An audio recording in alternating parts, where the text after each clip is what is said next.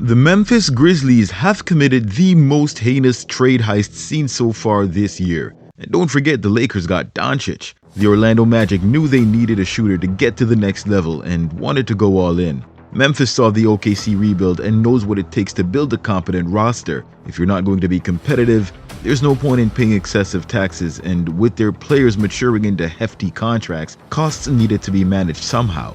This resulted in the Magic sending a ton of picks to get exactly what they need to compete in the East next season. They've got their core players sorted out, they've figured out what it takes to compete, and they're willing to shell out the cash to bet on this group of guys. Seeing especially how the Indiana Pacers made their way to the finals, their roster construction, and the general lack of competition in the East for the upcoming season, it only makes sense. The Cavs just got exposed, the Knicks just fired their head coach, Tatum is likely out for the entirety of next season, the Bucks have yet to reestablish themselves with injuries to their superstars in consecutive years, and the Philadelphia 76ers front court is less reliable than an early 2000s Dodge Caravan. The last time Embiid was healthy, his nickname was still JoJo. The last time Paul George was healthy, Russell Westbrook still had a fan base. The East is now wide open, and with this trade, the Magic are easily top 3 to start the season. Does this mean Ja Morant is available? What about Jaren Jackson? Watch the full video to see how this impacts both teams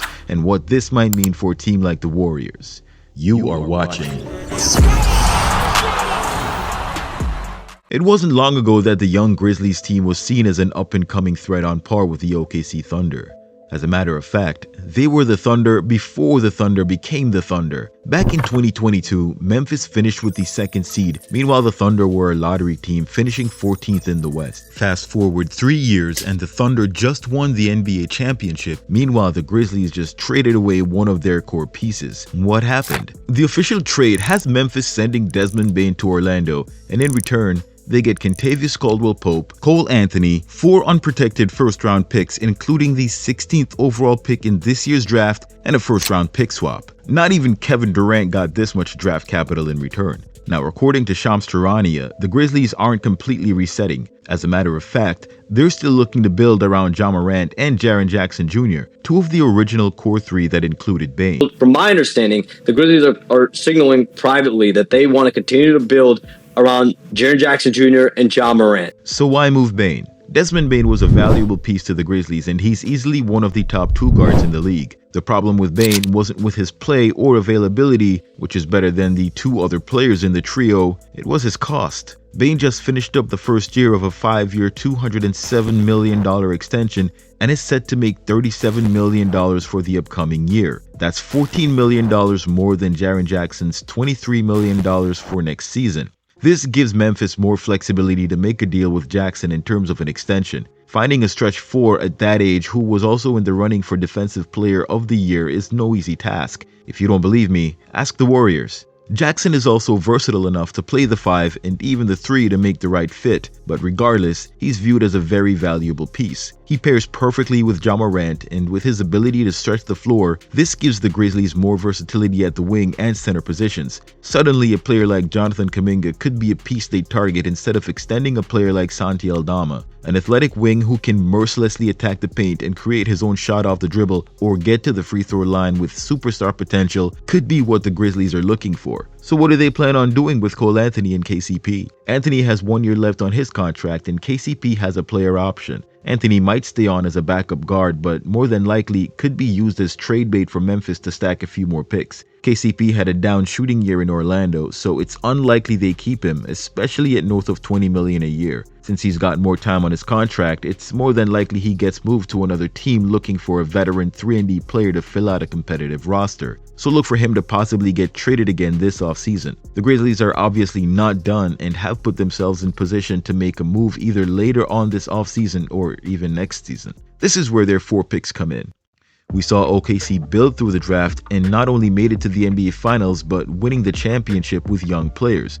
Morant and Jackson Jr. are still young, so what piece could complement that squad? I mentioned Jonathan Kuminga before, however they'd still need to add more shooting. An off-ball guard with lights-out shooting, similar to Bane, and a 7-foot rim protector could make this team as dangerous as any in the West. This would give Memphis outside shooting, rim pressure, a ton of scoring and defense, as well as a young group that can theoretically handle a grueling 82-game season. While they're not in the business of giving up on this season, they won't make a deal that doesn't give them an advantage and favorable outcome and could feasibly wait till the middle of this upcoming season or next season to make the right move. The Orlando Magic, on the other hand, were desperate for floor spacing and were going to do whatever it took to get it. They struggled with outside shooting, with KCP and Cole Anthony both shooting below league average from distance. Overall, the team shot less than 32% from three-point range, which was the lowest in the league. For a team that shot this poorly, finishing with the 7th seed is actually pretty remarkable. It goes then without saying that better shooting would have given them a much better seed.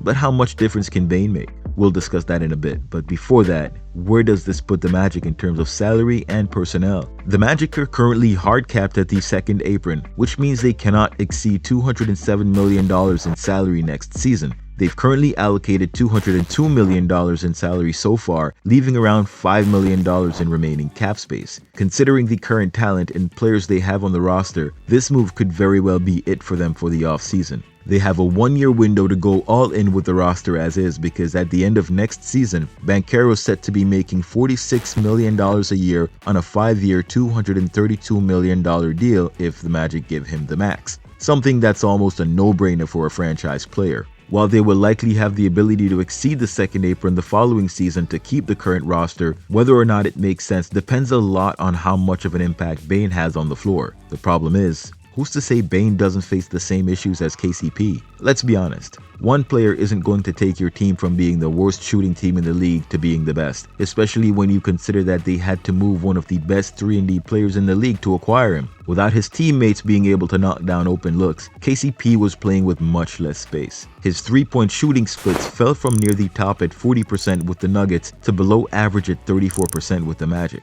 Hopefully the Magic did their homework, but even if KCP was missing open looks, something Desmond Bane doesn't do very often, they'll still need the rest of the team to step up. They were a collective 26.3% from distance during the playoffs, led in percentage by Banchero at 42%.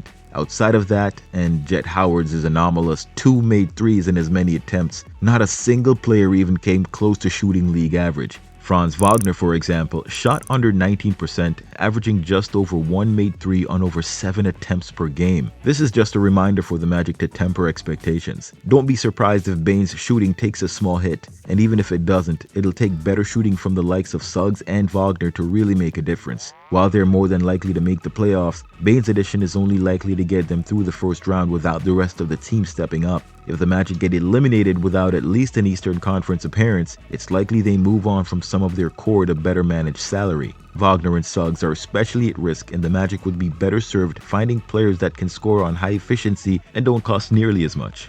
Let me know your first impressions of the trade. Is this enough to make the Magic a contender? Did the Memphis Grizzlies do themselves a favor by nabbing 4 first-round picks? Lastly, what other moves would you do if you were the Grizzlies? Post your thoughts in the comments below. Just be sure to like the video, subscribe to the channel, and turn on all your notifications so you don't miss any of my latest uploads.